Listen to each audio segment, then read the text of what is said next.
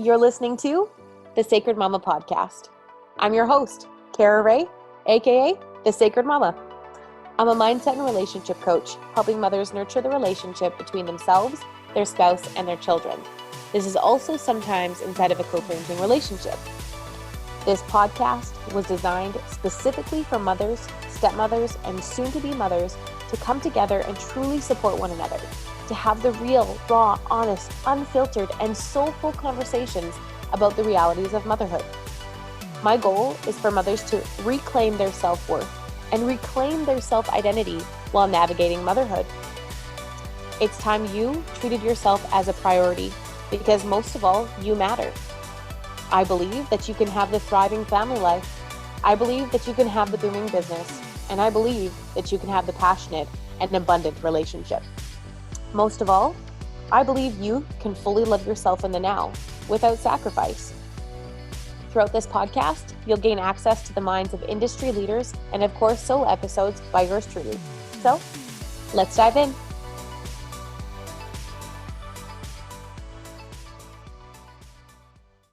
Hi guys, welcome to another episode of the Sacred Mama Podcast. Today, I'm extremely excited to have Lindsey McPherson on the podcast. So hello. Thank you for being here. Thank you for having me. Good morning, everyone.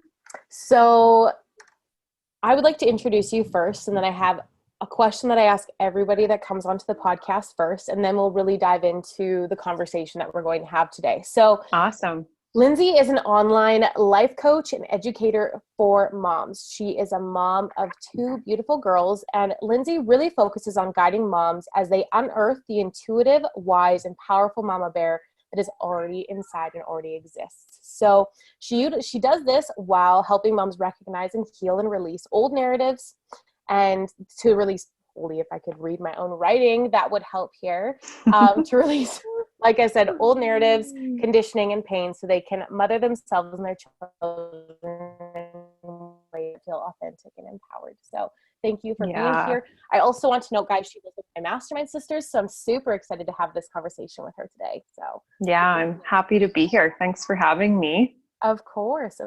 Okay, so the first question that I always ask is, what is your definition of motherhood? Interesting. Mm-hmm. I've actually, So it's kind of interesting because I actually don't think that there is one. I think I have these ideas of like, is it like the good enough mom? Is it like the empowered mom? Is it like the authentic mom, the real mom? But I actually hate to box it with any labels, because we experience motherhood it's such a spectrum, right? Like there's no and I think that's like one of the challenges that so many moms experience is that motherhood has been like put inside this box where moms are to be selfless. Moms are to put off what they need and what they want, to sacrifice for their kids. Moms are supposed to like lose their self for like 18 years and then refine themselves once their kids move out of the house. Like there's all these, these narratives of the tired mom, the mother that's the martyr, the mother that's the victim actually, and really disempowered in a lot of ways, and really, broken away from that wise and intuitive mother that is within her. So I actually don't think I can define motherhood, because I think motherhood is whatever you want it to be, wherever you're at. And motherhood for me lately looks like me working a lot, and then me having like chunks of really intentional time with my girls, but then going back to work. And so and right now in this space, we're working from home. So there's not like a separation, like I'm here in the house, but I'm actually unavailable to them when I'm focused in, for the most part. And so, but that's motherhood. And then motherhood is also the moments when I'm with them. Motherhood is the feelings of like you look at your kids and you could like cry, you love them so much. And then motherhood is also like, you look at them and think like, I can't even look at you. I need space from you. And so that is like, it's like, and that's where my work comes in, is like normalizing, like, what is the spectrum of motherhood? And really everything we experience as mothers is what motherhood is, even the things that aren't talked about, and that are a little bit in the closet. So I want to like bust open that closet so we can actually, share what really goes on behind the scenes and within us, so we can unearth that intuitive mom and that fierce mom that's within each of us. So that's a very long answer to like what seems like a simple question, but it's not. It's so not a simple question. That's why very layered. I ask that question, because motherhood very much looks different to everybody, and it can also look different time to time, like hour by hour. And so I love the way that you explained your belief behind motherhood, and also how there is, like, I firmly believe that there is very unrealistic expectations that have been placed on moms, or that we have unintentionally placed on ourselves because we think somebody else is thinking something. So we've like almost placed that on ourselves, and self-sabotage, like this idea of how beautiful motherhood can actually be. And so, and I also love, I just want to add, because you talked about how you can absolutely love your kids and want to cry, and then the next moment just want to be like, I need a break. I love this tiny human, but like I need a break so bad. And the other day, because everybody's going through social distancing, my parents had come to drop off a couple items, and my daughter has like this unbelievable connection with my father. Yeah. And so she was sitting in her stroller, and she just kind of looked at me, and she knew that she wasn't able to go over there, but she wanted to so badly. And you could see my dad standing there, and like to see my dad be this emotional is also like not tough, but it's not something I've ever seen very often. Yeah. So she was sitting there and she started crying, and instantly, as a mom, seeing your child cry because they're in like pain because they love someone so much and they can't do something, that was difficult. And then honestly, an hour later, my daughter was having the most epic meltdowns where I was like, I just need a moment. So like it can go from like this beautiful love to this like, I need some space, and that's totally okay.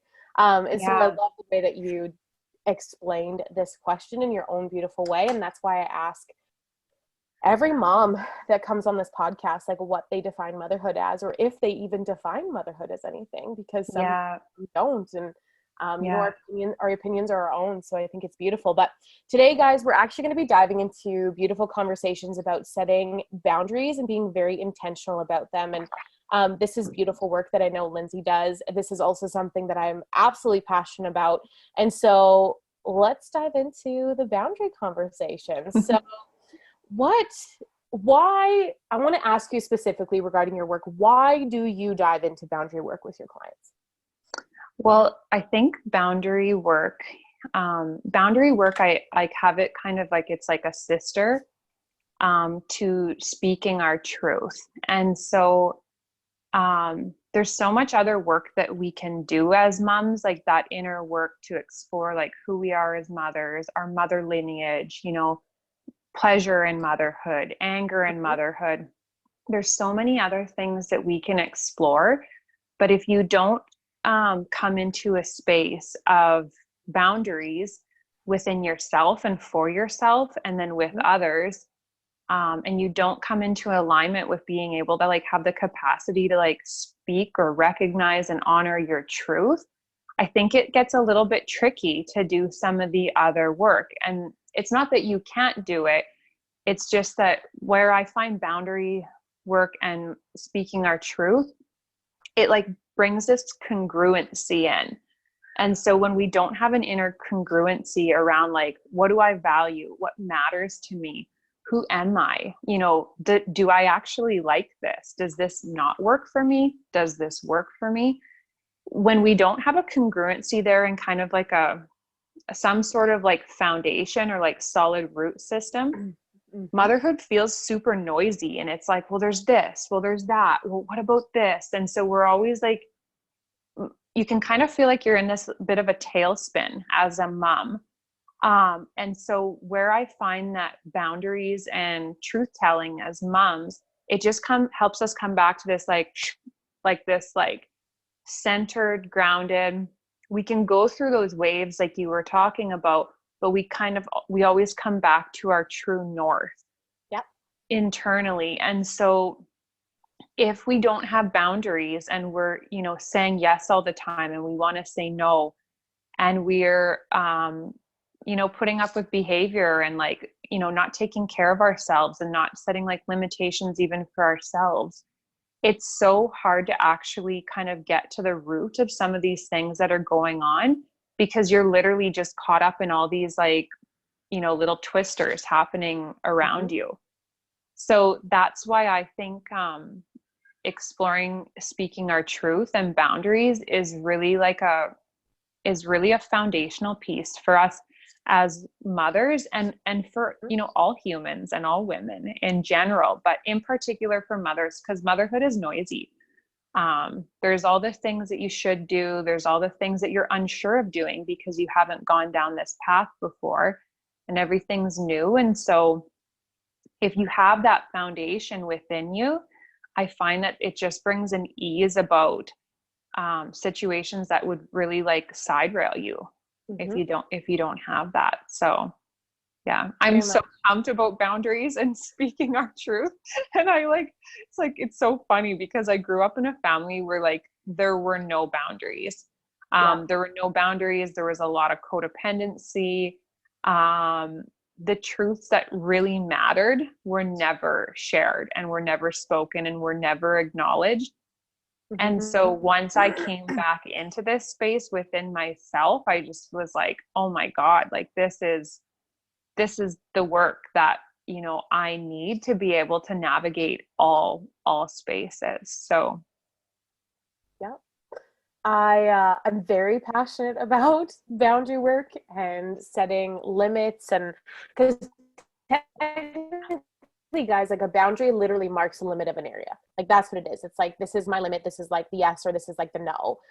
For those who are what is a boundary exactly? Really, a boundary also allows you to identify your triggers. So why you're responding a specific way, why your emotions are coming up. There's usually a boundary that has not been set or that has been set. And so boundary work has been passionate because, like you said, my family, I came from a split home. So on one spectrum, in my father's home, there was boundaries. I don't want to even say that it was very strict. We had very specific rules. And then I would go to my mom's, and she was very free spirited and very calm and you do you. The explanation from my mom is you do you, boo, it's okay. That's how I define my mom. So going back and forth in a split household from having this was the expectation to then this was the expectation, honestly, I felt left me in a very midfield where I could set healthy boundaries, but also understand that there's allowed to be this freedom and free spiritness to life, and that there doesn't have to be this quote unquote rule book for absolutely every step that we take, because there can't be, but we totally do need to have some boundaries. Yeah. And it's super funny that oftentimes especially if we've come from families where there is a lack of boundaries or a lot of boundary breaching, it's really easy for us to be hyper boundary, and we become extreme boundaries where we put up boundaries and walls to keep others out and protect ourselves from feeling our feelings and having emotions kind of rise and then fall. And so there's hyper boundaries where it's extreme boundaries. And I've saw that in myself in the past before, and it was just a protective measure because I was scared. And then there's hypo boundaries where you've just got none whatsoever. And then there's that middle ground where you kind of navigate. But if you have no boundaries, and if you've never experienced boundaries and speaking your truth, it's you're probably more in that hypo area. And so it's trying to kind of come into that middle ground you talked about, where it's boundaries actually, to me, they're a way to set my limitations, but they're also a really great way for other people to know me, who I am, and what I love. And so boundary, we often think of like a boundary happening when it's like someone's hurting me and someone's offending me. So I'm going to set a boundary and I'm going to get them to like stop doing what they're doing. And that can be boundaries, like that definitely can be, but they also can be like this beautiful way to like communicate with your partner and your children. I actually really like this. Yeah. This works for me, and I don't really love this so much. And so that's where I think that, you know, boundaries have gotten a bit of a like bad reputation. Yes. And they look at this like brick wall that separates us. But I'd like to like help people stretch their ideas and perceptions to say, what if boundaries actually have the capacity and the power to help us have more intimate, connected, authentic relationships with ourselves and with everybody else? So I think they're beautiful. I like love them so much. And when I see other moms set a boundary, I'm like, yes, good for you. I'm so pumped. And I thank people when they tell me like, you know I committed to this, but it actually doesn't work for me. I celebrate the moms I know, and I celebrate the women I know and the people in my life, and say like, good for you. It was probably really hard for you to communicate that with me. And I want you to know that I appreciate you taking care of yourself and being honest with me, because most people in our society have not been raised and taught how to like give boundaries and how to receive them. So in regarding the whole boundary topic, like how you said that you love them, I honestly feel that boundaries beautifully amplify our life. They create sustainability in a way that we don't actually fully understand. And I also, as a co-parenting mom, because I'm also a stepmom and we co-parent with my husband's ex-wife, boundaries are crucial. Like they have to be a non-negotiable. And it's something that we do to create stability in our home life and also stability in hers. And it also is a sign of, like you were talking about, that respect and that acknowledgement of like, people don't have to want or desire the same thing. And a boundary for you, for example, Lindsey, could look drastically different than the boundaries that I set for myself. And that is completely okay. Yeah. And so that is something, I think that's where people might get confused too, is where they think that if somebody has set this quote unquote boundary, well, why don't I want to set the same, or do I have to set the same? And you really don't. Like, your boundaries have to be your own and why you feel they need to be a part of your life. Like there's thought that actually goes into boundary work. It's not just like, oh, well, I'm just going to set this. No, there's reasons why. It's like getting down to the why you're setting that boundary. And so for you, I want to ask you, like, how have boundaries positively impacted your life? Oh gosh, in like in so many ways, because I would have definitely been someone in the past who identified with being very codependent. And so when I grew up, you figured out like quite quickly, I came from a family where there was a lot of alcoholism, addiction, and really truly like generations of unresolved pain and trauma. And so that's where you often see addictions and mental health pieces come into play. And so early on, there was like things going on around me within my immediate family and then within my extended family that like they did not feel right in my little system. And nobody talked about it. Like there was no like, okay, there was an argument, or like this happened and this was unhealthy, and like, let's break it down and how are you doing?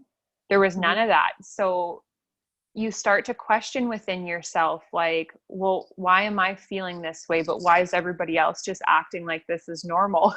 This seems really strange to me. But when you're a little person, you're dependent on your family to keep you safe, to keep you literally alive. And so you bring in these adaptive strategies. And one of the ones, two of the ones that I definitely brought in when I was a kid, and then I used them well into my adult years where I actually didn't need them anymore, but those things become part of our subconscious. So the work I do helps us be able to like unwind and unpack that subconscious that's actually like dictating what we do and don't do. Yeah. And so two of the things that I did as a kid was that I started to say yes, even when every part of my being was wanting to say no. And so there goes your alignment with truth, because then you're just speaking for and saying like whatever will actually not rock the boat, because I recognized that the boat was always being rocked, but I didn't like that feeling of instability and that lack of safety. So I started to like say yes and like do the things that you were supposed to like do or that others wanted you to do, even when I didn't want to. And so, and then the other thing that used as like an adaptive strategy is like I started to wear masks. Like I had the mask to like make others approve of me, make others like love me, make others like know me, make others want me. Yeah. And so when I came, I kept those on all through my childhood, all through my teenage years, and then all through my relationships in early adult life. And then when I got to be with my husband, I was like, I really like want to be with him, and I want to be intimate with him, and I want to be myself with him, and I want to feel fulfilled. We had a really great relationship, but something always felt like it was missing. Yep. And I was missing because I didn't know how to be me. It didn't feel safe to be me. I had a lot of unresolved pain. I had a lot of unresolved trauma. And so I really had to learn. And then I knew I wanted to come back into myself and be me. But when you have so much unresolved pain, when you have unresolved trauma, when you have subconscious conditioning that makes you want to and think that you have to protect yourself, and when your nervous system is like completely dysregulated and not matching like what is actually happening around you, it's like actually not so simple to be yourself. So we tell moms, oh, be yourself. Mm-hmm. Show up as you, speak your truth. Well, we have to bring in these pieces that support our nervous system and that support our unresolved pain and trauma, because otherwise it's way too scary to speak our truth. Mm-hmm. And so that's when I started to do a lot of like inner child work. A lot of like, I mother myself. Like, I don't just mother my kids. I mother myself, and boundaries come into that. So boundaries were a way for me to like gain my power back, because I felt I was victimized as a child. And then as an adult, I still played out that victimization, even though in my relationship with my husband, I've never been victimized, but I still like gave away my power to my family members, gave away my power to my husband, because I wanted them to change so I could feel good, feel safe and happy. And it was like, well, no, it was actually me. So when I started to like look at boundary work, it was a way for me to like actually be autonomous, to be less affected, or to say to like my family who there are healthy relationships within my family, and there are very unhealthy ones still to this day. Yep. And it was a way for me to say like, that actually doesn't work for me. Like, I can love you, and if you want to choose to continue to be that way, great. Do you, or do you, boo, whatever your mom says. That's so cute. I love it. But boundaries were a way for me to say like, you know what, this actually doesn't work for me. And this doesn't work for my family, and that doesn't work for my kids. And so when we speak our truth and when we communicate boundaries now in the present moment, the most beautiful and powerful thing that happens is we start to unloop and heal old pain and trauma that's related to and all twisted up and tied up within our bodies and our energy. Mm-hmm. So it's so powerful. That's why I love it so much. It is. And it's deep rooted. Like, there's so many, and I love that you use like the description of like all these different roots, or like a twister, and how things are kind of all like unraveled into one. And that's really what it is. Because if you're not conditioned, I guess, in a way, if you're not implementing the boundaries from like a young age up into adulthood, you're basically creating a reality in this space where you ultimately desire to be over here. And so there's two worlds that are basically spinning, that then when they collide together, there's no certainty between the two. And so I actually really want to go back to, you talked about like that codependent relationship. And I literally just had a conversation with my parents, with my mother and my stepmom and my dad last night. And we were talking about the differences between my brother and myself as a young child. And I also believe that there's many reasons as to why we were this way. You know, my brother didn't see his parents be split. Like my father basically raised him ever since he was born. And so he always had that foundation, like they never left. But myself, I had my parents just kind of like take me from one decision to the next with no realization of how that was also going to affect me as a child, which also reverted to more codependency. So I never wanted to be alone. I hated being alone. I hated the dark, to the point where like I would follow people around to do things with them because being alone with myself felt unsafe and felt unsecure, where my brother thrived on his alone time, where he was like, no, I love my alone time. I don't need to, like, I'm me, I'm good. My brother has always been that way. And he's still very much that way, where he, like, sometimes he disappears and you're like, what are you doing? He's like, I'm just hanging out by myself. I'm good. Like, okay, just making sure you're alive over there. But for myself, like, that was something that I carried and continued to carry up until a few years ago. Like, that was something I could not stand being alone. It would cause me a lot of anxiety, a lot of stress, because I didn't want to deal with the actual problems that were underneath. I kept hide them. And so it's important to realize, like, behaviors that we have that have literally been conditioned ever since we were little. And another thing I want to mention is, like, as children and as parents, is we really set the tone for our children. We really set an example for our children, because they not only listen to us, but they also watch what we do. And so our children also, in their first 7 years is extremely crucial in creating, you know, like that thriving family dynamic, or what they see as a thriving dynamic, or how they feel about themselves, because that really correlates to their relationship with themselves later in life. And also, it's important to be mindful that children also hear the word no like 500 times more than they actually hear the word yes in their first 5 years of life.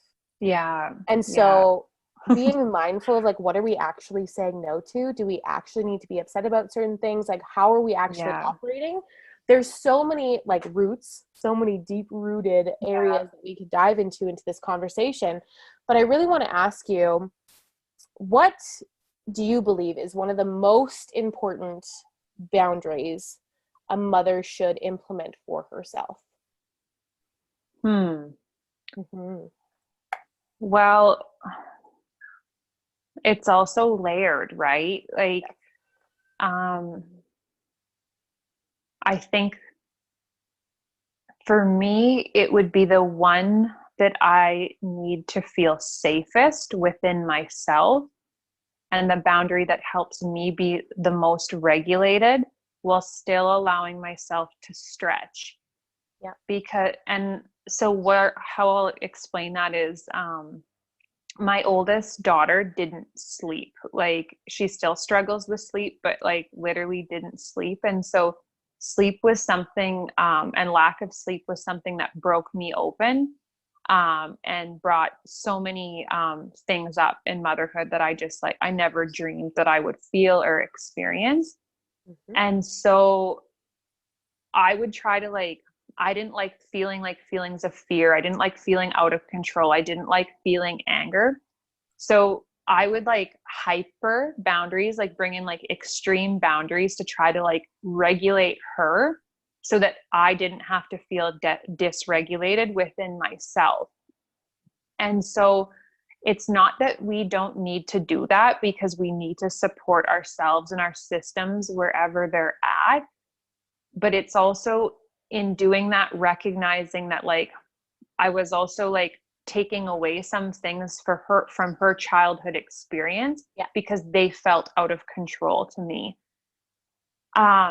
So there's a balance, and it's not really a simple answer, because what the work that I've done And that's why I'm so passionate about bringing this work into working with other mothers. Is I've done a lot of my own healing of trauma and old pain, and I've done a lot of work to regulate my nervous system and regulate my whole being. And so the more that I'm regulated and the more that I'm nourished and the more that I'm supported within myself, I have more capacity then to help her help allow her to safely be who she is as a kid. And so for me, that's been a variety of different boundaries, but a lot of the boundaries that I actually have are for myself, in like not too much screen time, in eating really well, and going to sleep at a decent time so I can actually like respond in healthy and life-giving ways to whatever comes up with my kids the next day. Yeah. It's having the girls have quiet, like my daughter youngest still naps, but my oldest doesn't. And we've just started to implement now with everybody home all day long. She has a half an hour in the morning and a half an hour in the afternoon where it's quiet time, where she's in her room by herself.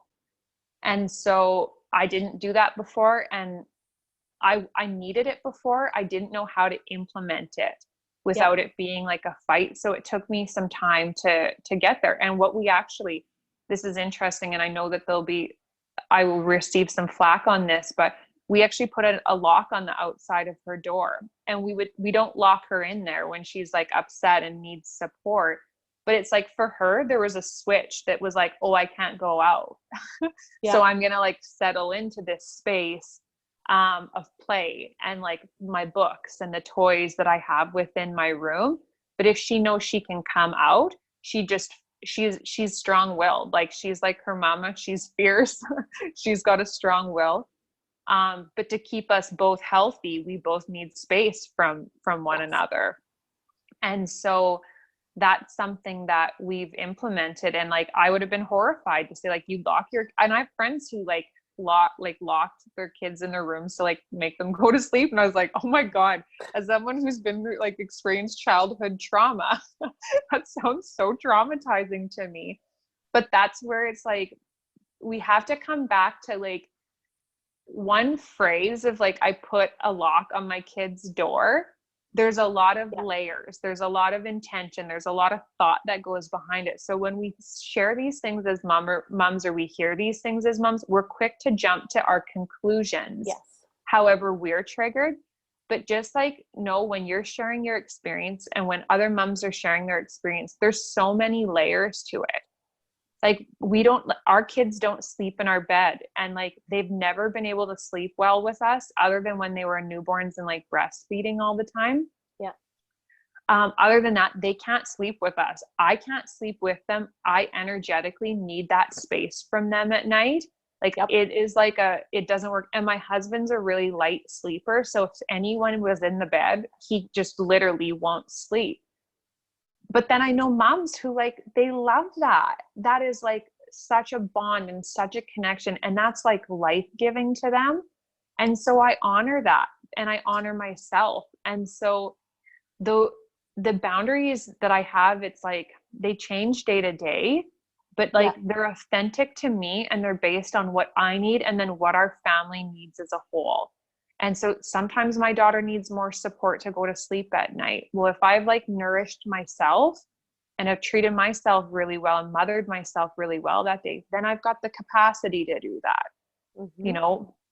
So I don't have like one boundary that mums need. I think like that's where it's like, you got to really come into yourself and say like, what do I need? Like, what's happening? What's not working? Because that's usually our biggest like pain point. What's not working? And then when we start to get overreactive and like losing it, or anger or rage starts coming up for moms, or, you know, shutting our kids down and not allowing them to like be, it's because we think we don't have options. We think we're like trapped in a corner. And so when we look at our pain points and our struggles with our kids, before we set the boundary, it's like, okay, well, what's my biggest pain point? Where am I struggling? And then what are my options? Because we think, and we get into these like self-pity modes of, it's like, it's never going to change. Like, my kid's going to be waking up 50 times a night for the rest of her life. And it feels like that when you're in it. Yeah. But if we can like just like open the blinder, like open our vision a little bit to say like, hey, what other options do I have? Yeah. When we know we have options, our nervous system can actually like relax and regulate a little bit. Well, and I want to add on to, I cannot sleep with my children. Um, it's I can't. Like the more my daughter will wake up, she wakes herself up in the morning, she plays in her room for a little bit, and then she comes into our room and she crawls right onto our bed.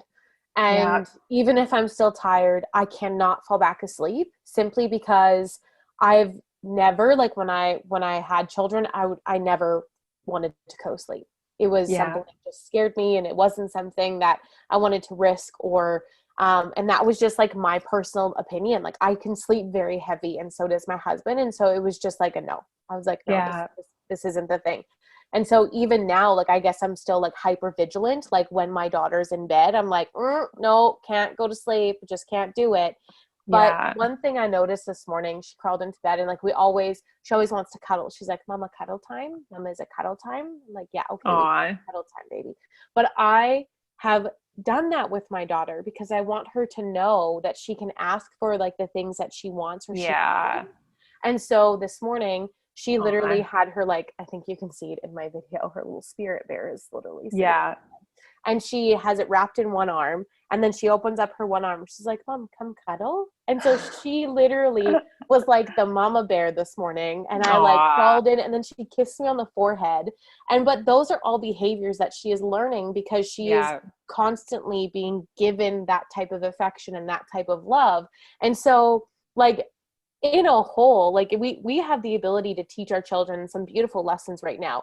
Like you said, Yeah. the work that you do, like unearthing all this past trauma and all this healing that needs to be done really supports for the generations now, but also the generations to come. For sure. And Yeah. I Yeah. I love the conversation that you talked about like the pain and the addiction as well, is because on my mother's side of the family, there is a lot of addiction. Actually, I want to say like both sides of my family has still like there is addictions on both sides, but Yeah. very close. My grandparents were they were alcoholics. Previously down the line, there was also issues there as well. And so my mom, she ended up being someone who did not carry that. That was something that she didn't carry, and she never did. She never had the want. She never had the desire. And I remember having this conversation with my dad, and my dad had said, do you know how uncommon it can be for someone not to carry Yeah. that over onto the next generation? And then the next, like, I have no interest in those things either. And so it's powerful what can happen when you do inner work, because I Yeah. truly believe that my mother had led the way with like doing a lot of inner work, and then I also Yeah. lead that way with doing my own, and then my daughter, and so on and so Yeah. forth. It is like a Yeah. beautiful ripple effect.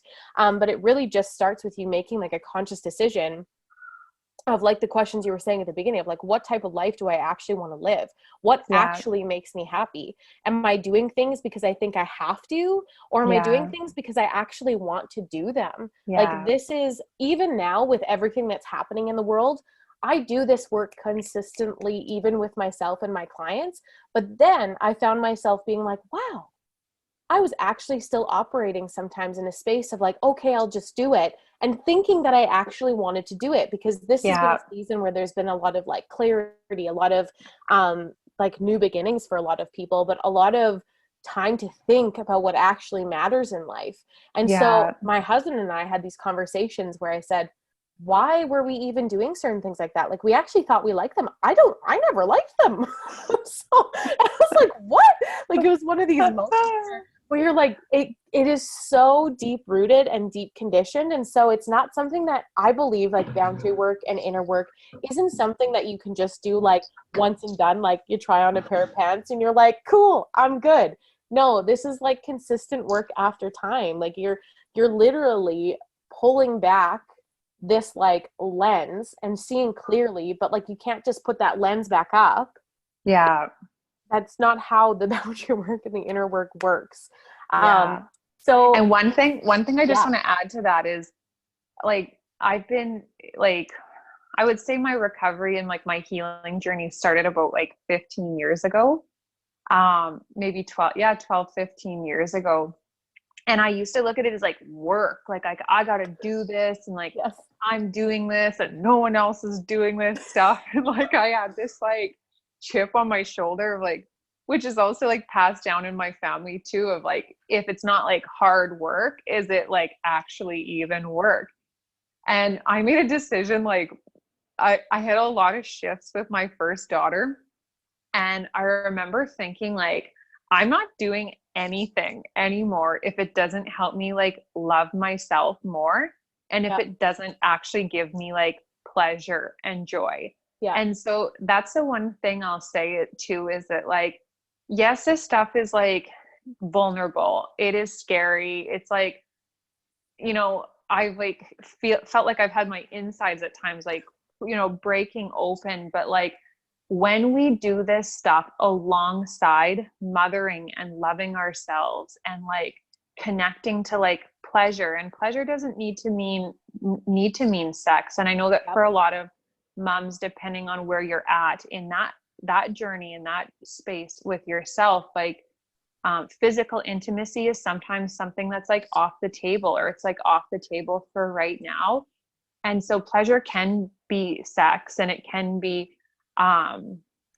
physical contact, but it also can be like dancing with yourself. It can be like putting lotion on. It can be loving yourself. It can be listening to music that makes you want to move. And like, if you're like, I love like scents. And so having like oils I love in my diffuser is like, oh, it just makes me feel like happy. Or a candle you love. So like when we do this work, we always have to do it with like pleasure and goodness and fun. Otherwise it's like brutal. Like who actually wants to like unearth these old things? Yes. Like nobody's done it for generations. And now our generation's like, let's get this shit done. Like let's crack it all open. And it's like, okay, buckle your seatbelt. Buckle your seatbelt and like bring the pleasure in, because you need your energy restored. Yeah. You need that space for creativity. You need that space for interconnection and fun, and like, and whatever that looks like to you. Like it's different for like, some people get it from going on a walk. Some people get it from creating art. Like some people get it from incense. Some people get it from sex or masturbation, whatever. But like, bring that, because that is like what actually like recharges us and like helps us learn to like love and be with ourselves on this wild ride. Yes. And I also want to add, there's a beautiful way to add intimacy, pleasure, intimacy. Like now I'm on the whole intimacy conversation. Pleasure into your life is also by, people don't realize how quickly they actually eat food. And you can actually add a lot of pleasure by actually tasting your food and slowly eating your food. It can actually be a very like sensual experience. I love that. Actually allow yourself, like imagine dipping strawberries into chocolate and like taking your time eating it. Yeah. And like enjoying every bite, like the way that you like it, there's so much pleasure that can be added into so many different areas of our life. I feel like I need to have you on the podcast again to have a pleasure conversation. That's a good because one. this was That'd like be fun. I'm like, now I'm all buzzing and want to talk about intimacy and pleasure. We should talk about that, because it's also interesting that if like physical intimacy and like sex is off the table, there's ways that we can expand with like, it doesn't have to be like, I'm just doing it to like do it and get it over with. It doesn't have to be like that, or I just never do it. Like there's a lot of space in between those two extremes where we can actually really heal and grow and transform as mothers, and as women. So know that how it is. And we see things that way, right? We see them as like extreme boundaries or like no boundaries, or it's like my kid's never in my bed, or they're like always in our bed. And that's just our ego, is that black and white thinking that we've often, and it's like fear and control based really. But like, there's actually so much opportunity to like play and explore and like heal in between these two like polar opposites that we often get caught up in. Okay, so guys, there's going to be another episode where we're going to be talking about pleasure and play revolving motherhood. Like, it has to happen. I'm just saying to Lindsay, not giving her a choice. I'm gonna have to happen. And No, so, it's actually, it's, you know what, like I remember when I first started talking about, and like there's been a lot of different things I've experienced around like coming back into my body and healing Mhm.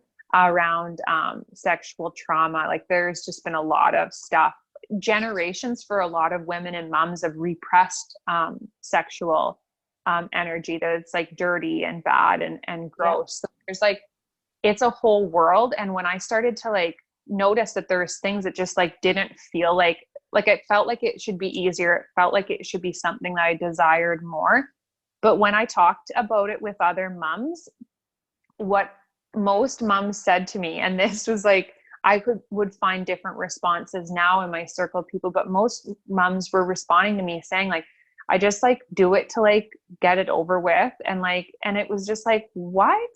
And Yeah. I just like, it was like, man, like how we're just missing out on this like energy and this aliveness within ourselves. Yep. But there's a journey of getting to where we think we want to go, and where we think we want to go with pleasure and intimacy might actually look a lot different than what we'll actually come to, because there's a lot of subconscious conditioning around these pieces too. So anyways, I could go on for hours about that because it's so important to It is. mothers. Like it's And it's such a also huge important for, like, I'm a mom who believes, my parents have always been very open about having conversations, especially when I was a child, but not to this extent that I've honestly learned to have conversations with myself and for my kids, like to not be embarrassed and to not be ashamed and to not, create a name or giggle at certain things. And, I've even had conversations with my stepdaughter where she's giggled all the time that she has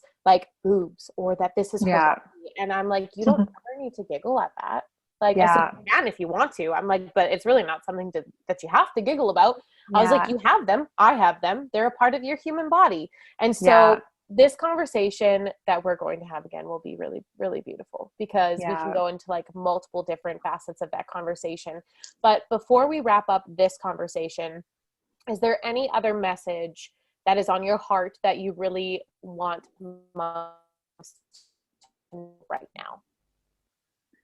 Yeah. The biggest thing I would say is that this work that we're speaking about, it doesn't require us to actually like go outside of ourselves. And so much, even in the healing world and even in the coaching world and even in the spirituality world, it's about like, what do I have to like get? What do I have to get? What do I have to be? What do I have to achieve? And that is not the work that I do. And that's not the work that I encourage. This is the work of like coming back into yourself, and learning how to create a safe space within yourself, learning how to come back into the wise and intuitive mom that is literally already within you. It's just underneath some layers of conditioning. It's underneath some layers of pain. It's underneath some layers of like old ideas, but it's there. Every single mom has that, I believe, within them. We sometimes just need a hand and some support to like getting there. So if you're feeling that you have to like get away from yourself and get away from parts of yourself that you don't like, it's actually through like loving and mothering and like nurturing every single last piece of us, even the pieces that feel shameful and gross and that you judge. When we begin to love all that we are as mothers, we just, magic happens in how we transform and come back into ourselves. And when we give that to ourselves, it just overflows with our kids. Like, I don't do a lot of work intentionally around parenting. I do my inner work and I love myself and I take care of myself. And then everything I do to like nourish and give to myself, it just naturally overflows into my parenting. So Yeah. it's not like we have to have all these, like, I got to do this, I got to do this, I got to do this. If you just start with one thing, love yourself and tell yourself, I've got you, boo. Yeah. I'm here for you. I love you, because we've abandoned ourselves so Yes. much in our life. And so our systems need to know that like, I'm not going anywhere. You can show up as you can be you can be scared shitless, you can be angry, whatever you need to be, but like, I've got you. I'm here for you. And I love you. That's beautiful. And Yeah. it's also, when it comes to showing up as we are and constantly ensuring that, we're being taken care of, automatically there's like this beautiful ripple effect that starts to just like overflow, like you said, like to your spouse, to your children, and they start taking note of the way that you actually start showing up for yourself or how you feel about yourself. Like it's noticeable. Totally. Yeah. And so my little girl would be like, I don't like that. I don't like that. Stop touching me like that. Yeah. I need privacy right now. Yeah. She's 3 and she's just like, no, this is what I want and this is what I need. And I'm like, and I just say like, I'm so grateful that you are honest with me and you tell me that. Thank you. I'll give you that. Yeah. It's like when I see that, I'm like, whoa. Yeah. Our daughter, she's 2.5, and she literally the other day, she was really upset that we wouldn't give her more Easter chocolate. Yeah. And she started having a meltdown. So she walked to her room and then she came out and she's like, Mom, I need to talk to you. I was like, okay. She said, I'm upset. I'm like, oh, baby, you're upset. Yeah, I'm very upset. Like, and just told us. And she does that with everything she does now. Like, no, I want this. I want that. And she's very clear. And I told my husband, like, I always want to encourage our daughter to do this. I love it. I don't ever want her to stop doing that. And so it's beautiful to note as parents, like the behavior that we want to see in ourselves that also then basically gets like ignited and also mimicked by our children. And so we get to be like a beautiful example for them. And so pretty cool. I want to say thank you for being on the podcast, guys. There will, I guarantee, be another episode all about pleasure, play, and intimacy in regards to motherhood, because we could go on forever about all these conversations. And so before we go, though, I'd really love for you to take a moment to share where everybody can follow you and what you have currently going on right now. Sure. Well, thank you all for tuning in, and thank you, Kara, for having me. This was such a fun conversation with you all. And I can't wait for the next ones to come. Where you can find me is on Instagram and Facebook, and it's the Lindsey McPherson. And so I don't know if you'll pop those links in the description on here, Kara. And then also starting April 22nd, I have an offering on speaking our truth and communicating healthy boundaries for moms. So that's going to be an online course starting April 22nd. So a week from this Wednesday, will be open and able to purchase tomorrow. So if you have questions about that, or you want to know more about that or the work that I do, you can reach me through either of my social medias, Facebook or Instagram, and Kara will share those links with you. But I'd love to connect with you in this Sacred Mama co-community. So pumped to be here. I'm happy that you were here, and I love this conversation this morning. Like you said earlier, so all these links will be available in the show notes, you guys. So make sure you guys tune in there. Make sure you go give her a follow. Make sure you connect with her. Let her know how you also connected with her, where you found her from, where you tuned in from. And so on that note, you guys, thank you for tuning in, and I will see you guys all in the next episode. Bye, guys. Bye-bye. Thank you for listening to the Sacred Mama podcast. It warms my heart to truly bring forth such beautiful conversations that were created for you to thrive and rise throughout motherhood. Because Mama, this is not a journey we're meant to walk alone. Don't forget to subscribe and share, a review, and you can find more information and connect with me via Facebook and Instagram.